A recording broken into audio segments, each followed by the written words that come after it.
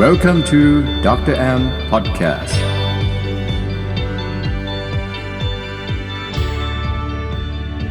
สวัสดีครับคุณผู้ฟังทุกท่านครับพบกับรายการ Dr. M Podcast กับผมหมอแอมนายแพทย์ตนุพลวิรุณหการุณนะครับ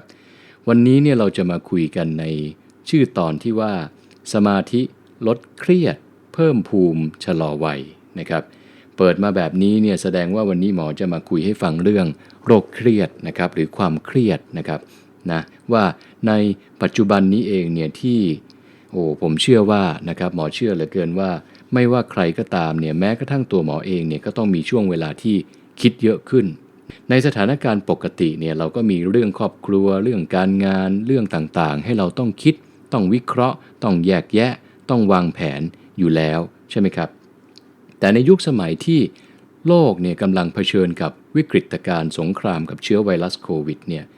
เชื่อเหลือเกินว่าหลายท่านเนี่ยกำลังพยายามต่อสู้กับ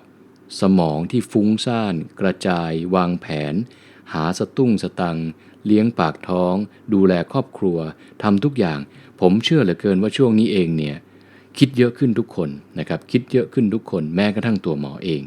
เพราะในความเครียดที่มากขึ้นขนาดนี้เองเนี่ยย่อมส่งผลกระทบต่อสุขภาพแน่นอนนะครับเราก็เลยจะมาคุยกันว่า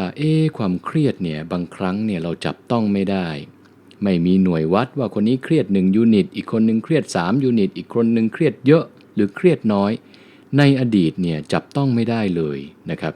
ในปัจจุบันเนี่ยวิทยาศาสตร์การแพทย์ที่เจริญก้าวหน้าก้าวไกลมากขึ้นเราก็พยายามที่จะรวบรวมนะครับข้อมูลต่างๆเนี่ยที่มีผลพอจะบอกได้เรื่องความเครียดของร่างกายเรานะครับตัวที่1เนี่ยที่สามารถที่จะ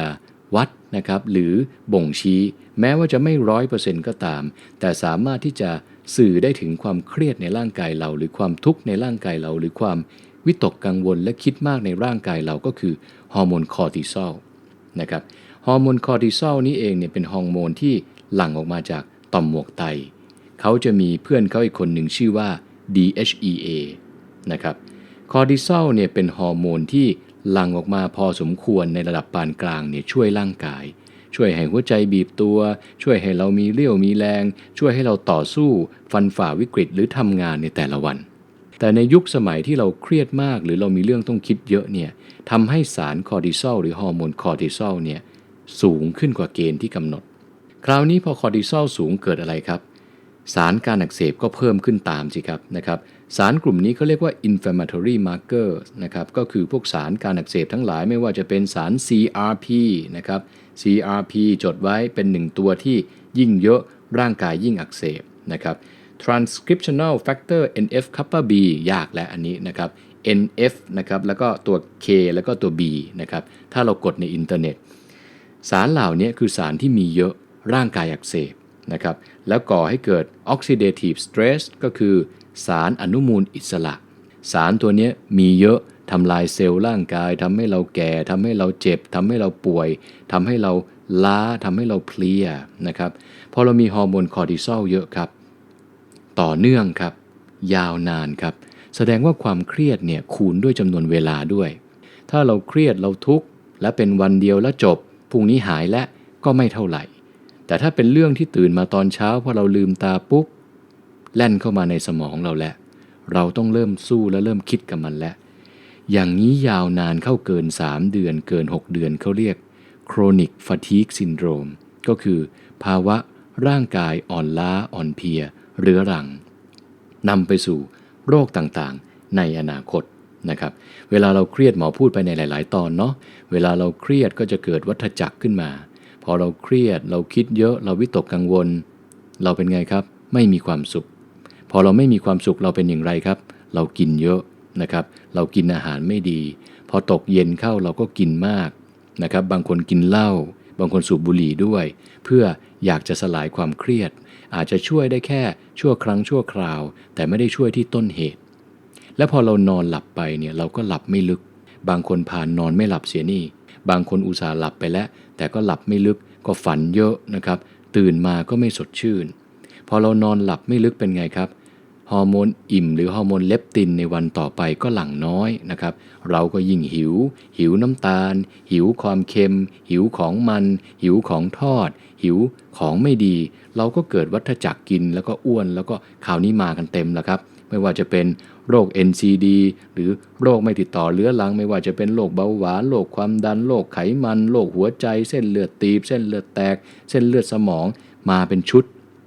ต้นเหตุเกิดจากความเครียดแน่นอนนะครับเมื่อความเครียดมาอย่างนั้นเราก็หลับไม่ลึกนะครับแน่นอนครับหมอก็เป็นนะครับเมื่อก่อนจะสอบใช่ไหมครับก็นอนไม่หลับท่องตำราตื่นเต้นนะครับจะไปพูดหน้าห้องเราก็ตื่นเต้นเราก็นอนไม่หลับพรุ่งนี้เราจะไปเดินทางต่างประเทศต้องตื่นตีสี่นะครับเที่ยงคืนไม่หลับตีหนึ่งก็ไม่หลับบางครั้งลากกระเป๋าไปสนามบินความวิตกกังวลเนี่ยส่งผลกับสุขภาพมากๆพอเรานอนไม่หลับโกรทฮอร์โมนเราก็หลั่งน้อยเมลาโทนินเราก็หลั่งน้อยเจอกับอะไรครับภูมิต้านทานตกเม็ดเลือดขาวหน่วยเพชฌฆาตหรือ NK เซลล์ก็ตกคราวนี้ก็กลายเป็นอาหารอันโอชะของเชื้อไวรัสนั่นเองนะครับเขาก็จะโจมตีเราคราวนี้เรามาคุยกันว่าความเครียดเนี่ยเราต้องเจอกันทุกคนเราจะบริหารจัดการอย่างไรนะครับหมอไม่ได้จะบอกว่าเราต้องไม่เครียดเราเครียดได้นะครับแต่เราต้องรีบปล่อยวาง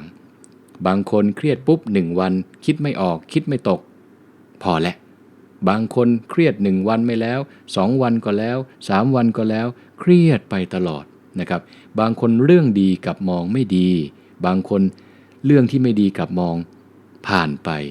การคิดบวกนี่ก็สำคัญนะครับกับเรื่องความเครียดนะครับถ้าเราคิดบวกนะครับว่าอย่างน้อยเรายังดีกว่าคนนั้นอย่างน้อยเรายังไม่ลำบากมากไปกว่านี้เรามองในแง่บวกเนี่ยพลังบวกเนี่ยจะส่งให้เราเกิดฮอร์โมนที่ดีฮอร์โมนต่อต้านความเครียดก็จะมีนะครับเพื่อนของเขาที่หลั่งออกมาจากต่อมหมวกไตทั้งสองข้างก็คือ DHEA DHEA เนี่ยเรียกชื่อเล่นๆว่าเป็นฮอร์โมนต้านความเครียดแล้วกันนะครับถ้าคอร์ติซอลมีเยอะคือเครียด DHEA มีเยอะก็คือไม่เครียดนะครับถ้าตัวนี้เยอะก็จะส่งผลกับร่างกายให้ร่างกายดีไม่อ่อนล้าไม่เพลียไม่เป็นภูมิแพ้ภูมิต้านทานดีสุขภาพดีอย่างนั้นเป็นต้นนะครับสิ่งที่หมอศึกษากับตัวเองและอยากจะมาแชร์ประสบการณ์ให้ท่านผู้ฟังฟังในวันนี้นะครับว่าสิ่งที่เข้ามาช่วยหมอได้มากทีเดียวในชีวิตการเป็นแพทย์และการรักษาคนไข้เนี่ยก็คือการเจริญอานาปานสติหรือการนั่งสมาธินั่นเองภาษาอังกฤษเรียก meditation นะครับหรือ will power ภาษาไทยเรียกการนั่งสมาธินะครับเราจะเห็นว่าในยุโรปเนี่ยมีการนิยมมากขึ้นมากเลยที่เขาพูดถึงเรื่องการนั่งสมาธิกับการแก้ความเครียดแต่จริงๆเนี่ยหมอค้นพบกับตัวเองว่าลึกกว่านั้นอีกนะครับถ้าทุกท่านตั้งใจพยายามคุมสติให้เราไม่จิตฟุ้งซ่านไม่ไปจับในเรื่องที่เรากำลังกังวลอยู่เราจะได้สิ่งหลายอย่างกับสุขภาพหรือสุขภาพที่ดีกลับมามีการวิจัยครับว่า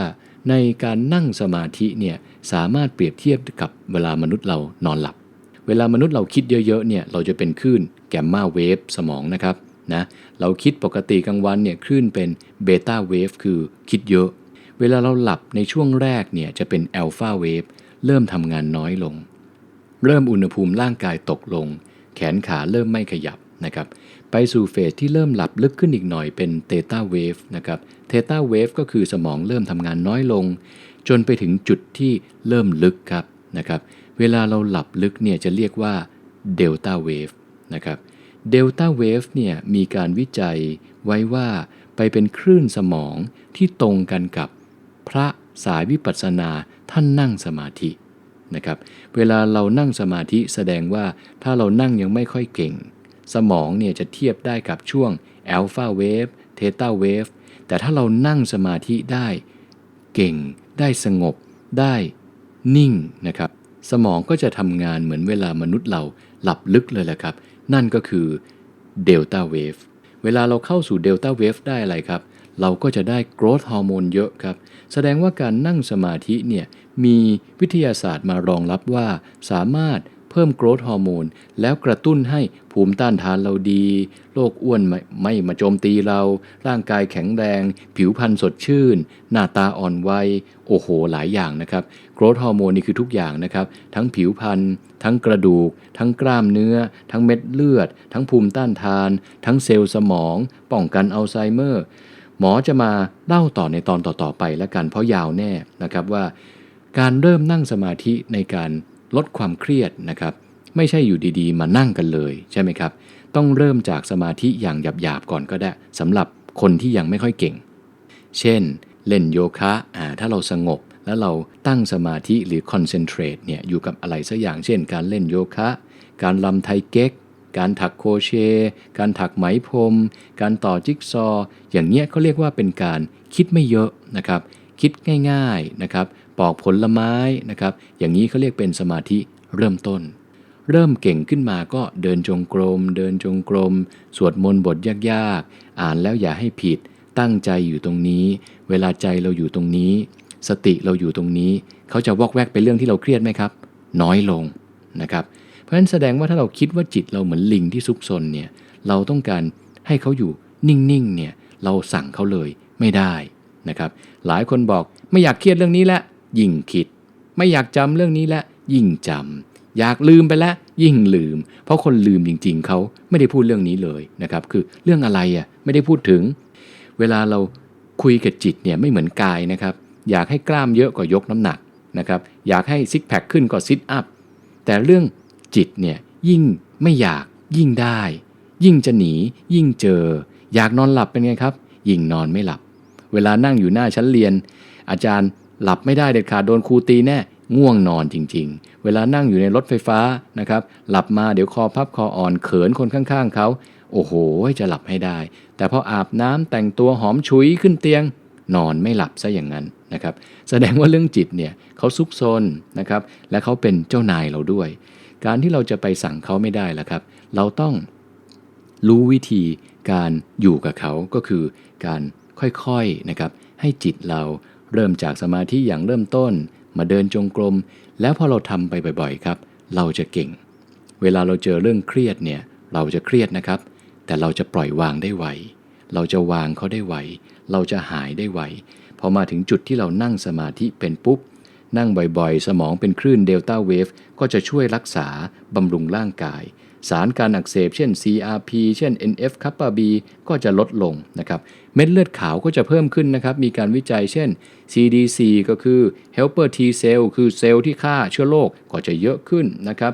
NK cell หรือเซลล์เพชฌฆาตต่อต้านไวรัสก็จะเพิ่มขึ้นเพราะว่าทำให้เราหลับลึกทำให้เราปล่อยวางทำให้เราตื่นมาสดชื่นทำให้เราทำงานในแต่ละวันได้มีคุณภาพมากขึ้นแล้วก็ไม่กินจุกไม่กินจิบไม่กินของไม่ดีไม่กินจังก์ฟู้ดไม่ก่อให้เกิดโรคอ้วนไม่ก่อให้เกิดโรคเอวใหญ่เชื่องช้าปวดข้อมันก็จะมาเป็นเงาตามตัวนะครับอีกหนึ่งส่วนนะครับที่มีการวิจัยไว้การนั่งสมาธิหรือ meditation เนี่ยช่วยมากๆก็คือเรื่องของเทโลเมียร์หมอสรุปให้ฟังง่ายๆแล้วกันว่าคิดภาพโครโมโซมที่เหมือนรูปปลาต้องโกเนี่ยตรงปลายเนี่ยเขาจะมีฝาปิดเหมือนกับฝาปิดเชือกรองเท้าเป็นพลาสติกนะครับเวลาเราเกิดมาเนี่ยจะยาวนะครับฝาปิดเนี่ยยาวประมาณ 12,000 เบสแพร์ตอนเราเกิดแล้วก็จะสั้นลงถ้าเหลือสัก 3-4,000 เบสแพร์เนี่ยหรือเส้นนะเรียกเป็นเส้นให้เข้าใจง่ายก็จะป่วยแล้วก็เสียชีวิตนะครับมนุษย์ทุกคนเกิดมาเนี่ยมีประมาณ 12,000 เหลือ 3,000 ถึง 4,000 เนี่ยก็เสียชีวิตหรือป่วยหรือเป็นมะเร็งเวลาที่เราเครียดมากครับเวลาที่เราเป็นโรคอ้วนครับเวลาที่เรามีสารอนุมูลอิสระเยอะๆครับเวลาเรานอนไม่ดีครับเขาจะสั้นเร็วมากแสดงว่าใครสั้นช้าแก่ช้าใครสั้นไวแก่ไวนะครับ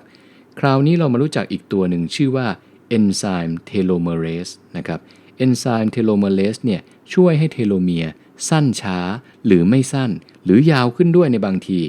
นึกภาพออกไหมฮะการนั่งสมาธินี่แหละครับเป็นยาวิเศษเขาพยายามจะวิจัยว่ามียาวิเศษอะไรที่กินแล้วเทโลเมียร์ยาวไหมนะครับปัจจุบันเนี้ยยังไม่มีอะไรที่ approve หรืออนุมัติรองรับว่ากินแล้วหนุ่มกินแล้วสาวแต่การนั่งสมาธินี่แหละครับที่มีการวิจัยว่าไปกระตุ้นเอนไซม์เทโลเมเรส ทำให้เทโลเมียร์สั้นช้าลงนะครับสั้นช้าลงก็คือแก่ช้าลงนั่นเองแหละครับแสดงว่าหมอสนับสนุนเหลือเกินและหมอก็พยายามเตือนสติตนเองนะครับตัดกิเลสตนเองเพราะบางครั้งก็อยากจะดูหนังซีรีส์อยากจะดูละครอยากจะอ่านนั่นอ่านนี่ก่อนนอนก็ต้องพยายามรักษาเทโลเมียร์ตัวเองโดยการนั่งสมาธินะครับปล่อยวางไม่คิดเยอะนะครับมีการวิจัยที่น่าสนใจอีกอันหนึ่งนะครับว่ายิ่งเทโลเมียร์ยาวยิ่งแก่ช้าป่วยช้ายิ่งเทโลเมียร์สั้นไวยิ่งแก่ไวป่วยไวการสูบบุหรี่วันละ1 ซองติดต่อกัน40 ปีเทียบกัน2 คนสูบกับไม่สูบคนที่สูบเสียชีวิตเร็วกว่าคนที่สูบ 7.4 ปีต่อไปเป็นโรคอ้วนเขาวิจัยว่าคนอ้วนนะครับไขมันเกินเท่านี้กับคนปกติไขมันน้อยนะครับคนที่อ้วนติดต่อกันเป็นเวลานานจะเสียชีวิตก่อนคนไม่อ้วน 8.8 ปีอันสุดท้ายคนเครียดนะครับผู้หญิงเครียดคอร์ติซอลเยอะผู้หญิงไม่เครียดเจาะแล้วคอร์ติซอลน้อยคนเครียดกับคนไม่เครียดจะตายเร็วกว่ากัน10 ปีโอ้โหยิ่งกว่าบุหรี่ยิ่งกว่าโรคอ้วนอีกนะครับเรื่องจิตเนี่ยประมาทไม่ได้ใช่ไหมครับเรามีหลายครั้งแหละครับในชีวิตกายดีที่สุดจิตทุกเรื่องนั้นเรื่องนี้คนมาถามเป็นไงบ้างเราก็ดูซิกแพคมีกล้ามมีทุกอย่างเราบอกไม่มีความสุขเพราะจิตมันทุกข์นะครับกลับกันบางคนกายป่วยเป็นนั่นเป็นนี่แต่จิตเขาใสเขาคิดบวกคนถามเขาบอกเขามีความสุขดีนี่แหละครับคือสิ่งที่เรียกว่าความเครียดนะครับแสดงว่าเรื่องเทโลเมียร์ก็สำคัญนะครับเรื่องการนอนก็สำคัญสรุปก่อนจะจบกันวันนี้ที่จะลากันไปนะครับว่าแนวทางการนั่งสมาธิเนี่ยจะช่วยเรื่องนี้ได้นะครับซึ่งหมอแนะนำเป็น1 ทางอะไรนะครับที่จะช่วยทำให้เทโลเมียร์หรือความยาวของปาต้องโกหรือโครโมโซมมนุษย์เราเนี่ยยาวๆและสั้นช้าๆเราจะได้ไม่ป่วยเราจะได้ไม่ทรมานเราจะได้มีอายุยืนยาวอย่างมีคุณภาพไม่ต้องนั่งรถเข็นไม่ต้องนอนบนเตียงและที่สำคัญครับผู้ใหญ่ทุกท่านเนี่ยสอนผมเสมอว่าเขาไม่กลัวตายกันนะครับส่วนใหญ่นะเขากลัวเป็นภาระลูกหลานกลัวลูกหลานมาลำบากกลัวต้องมานั่งดูแลเขาก็ทุกข์ลูกหลานก็ทุกข์นะครับเราก็ต้องมานั่งวางแผนก่อนเราจะป่วยกันละครับเวชศาสตร์ป้องกันนะครับคือการแพทย์ที่แนะนำให้คนที่ยังไม่ป่วยในวันนี้ไม่ป่วยในวันหน้าแล้วไม่เป็นโรครู้อย่างนี้ก็คือป่วยแล้วค่อยมาทำป่วยแล้วค่อยกินน้อยเป็นอัมพฤกษ์แล้วค่อยมากินผักไม่ทันนะครับวิธีการนะครับ5 ข้อสั้นๆก่อนจะจดเอาไว้เป็นวิธีเล็กๆน้อยๆเป็นทิปส์นะครับหรือว่าเป็นเคล็ดลับละกันเนาะนะครับให้เทโลเมียร์สั้นช้าอายุยืนยาวอย่างมีคุณภาพ 1. การนอนหลับให้เพียงพออย่างน้อยวันละ 8-9 ชั่วโมงนอนก่อน 4 ทุ่มใครมีเครื่องวัดการหลับลึกขอให้ได้สัก 20% 15% 2. รับประทานอาหารที่ดีต่อสุขภาพลดอาหารปรุงแต่งลดอาหารแปรรูปอาหารหวานเกินอาหารมันเกินอาหารแช่แข็งทำสดนะครับแล้วก็เกลือน้อยนะครับน้ำตาลน้อยมันน้อยนะครับชีสน้อยเนยน้อยนมน้อยจะดีนะครับปลาเยอะถั่วเยอะผักเยอะ1 จานผักต้องครึ่งหนึ่งแป้งอีก1 ใน 4โปรตีนอีก1 ใน 4ถ้ายังใจไม่แข็งกินหมูกินไก่กินเนื้อสัตว์ได้นะครับถ้าใจเริ่มแข็งกินปลาเยอะกินถั่วเยอะเท่านั้นแหละครับช่วยได้แน่นอนข้อที่3ครับในการชะลอวัยไกลโรคออกกำลังกายให้ได้วันละ30 นาทีอย่างน้อย5 วันต่อสัปดาห์นะครับให้เขาได้หยุดพักบ้างใครออกกำลังไม่ได้นะครับเจ็บข้อเจ็บเข่าเดินสัก 19,000 ต่อวันก็ยังดีข้อที่4ครับข้อที่4คือการนั่งสมาธินะครับขอให้ได้อย่างน้อยๆครึ่งชั่วโมงก่อนนอนครับนะตอนเช้านั่งได้ก็ดีกลางวันนั่งได้ก็ดีตอนเย็นนั่งได้ก็ดีถ้าถามหมอแอมเนี่ยเคล็ดลับผมเนี่ยคนชอบถามนะครับก็เลยขอแชร์แล้วกันวันนี้นะผมนั่งสมาธิตอนตื่นมาตอนเช้า5 นาทีตอนกลางวัน5 นาทีตอนเย็น5 นาทีแล้วก่อนนอนขึ้นอยู่กับวันถ้าวันไหนแข็งแรงทางสุขภาพจิตนั่งครึ่งชั่วโมงถึง1 ชั่วโมงถ้าวันไหนไม่ไหวจริงๆแอบกระซิบมีเหมือนกันละครับ10 นาทีก็พอแล้วครับนะทำให้ได้บ่อยๆครับทำให้ได้สม่ำเสมอแต่ก่อนนอนนี่สำคัญนะครับ เพราะฉะนั้นครึ่งชั่วโมงก่อนนอนนั่งสมาธิเดินจงกรม2 ชั่วโมงก่อนนอนต้องปิดทีวีปิดมือถือห้ามดูห้ามคิดห้ามใช้สมองเขาคิดมาตั้งแต่7 โมงเช้า6 โมงเช้าแล้วต้องให้เขาพักบ้างนะครับไม่งั้นเขาโวยวายเราแน่นะครับต้องปล่อยวางหยุดคิดหยุดดูมือถือหยุดดูทีวีหยุดอ่านหนังสือกำลังภายใน2 ชั่วโมงก่อนนอนและสักครึ่งชั่วโมงก่อนนอนนั่งสมาธินะครับข้อสุดท้ายครับหลีกเลี่ยงพฤติกรรมที่ทำลายสุขภาพไม่ว่าจะเป็นเหล้าไม่ว่าจะเป็นการสูบบุหรี่ไม่ว่าจะเป็นความเครียดไม่ว่าจะเป็นเรื่องอาหารที่แปรรูปไม่ว่าจะเป็นเรื่องของอาหารที่เร่งด่วนก็คืออาหารที่มาถึงแล้วก็เข้าไมโครเวฟแล้วก็กินคุณภาพทางการอาหารน้อยลงไปเยอะทำเองดีกว่านั่นคือ 4-5 ข้อหลักๆครับสำหรับวันนี้ที่อยากให้ทุกท่านผ่านอุปสรรคนี้ไปด้วยกันดูแลสุขภาพกายแล้วหันมาดูแลสุขภาพจิตเรานะครับหมอมีความเชื่อเหลือเกินว่าถ้าจิตดีกายก็จะดีตามนะครับเพราะว่าจิตเนี่ยเป็นคนสำคัญมากๆนะครับในร่างกายเรานะครับเพราะฉะนั้นวันนี้นะครับขอลาท่านผู้ชมผู้ฟังทุกท่านไปก่อนนะครับพบกันใหม่ในตอนหน้านะครับกับรายการดร. M Podcast วันนี้ขออวยพรให้ทุกท่านผ่านอุปสรรคไปด้วยกันนะครับกับหมอเองก็ต้องผ่านไปด้วยเหมือนกันนะครับเราต้องไปด้วยกันครับอย่าให้ป่วยอย่าให้เจ็บอย่าให้ล้มอยู่ข้างหลังเราจะเดินหน้าตราบใดที่สุขภาพเราไม่ป่วยครับเราเริ่มใหม่เราทำใหม่ได้แน่นอนครับแต่ถ้าเราป่วยขึ้นมานะครับฟาวเลยนะครับโดนจับแพ้เลยนะครับอย่าป่วยนะครับและเราจะลุกขึ้นใหม่ได้ทุกครั้งที่เราล้มครับขอบคุณมากนะครับสวัสดีครับ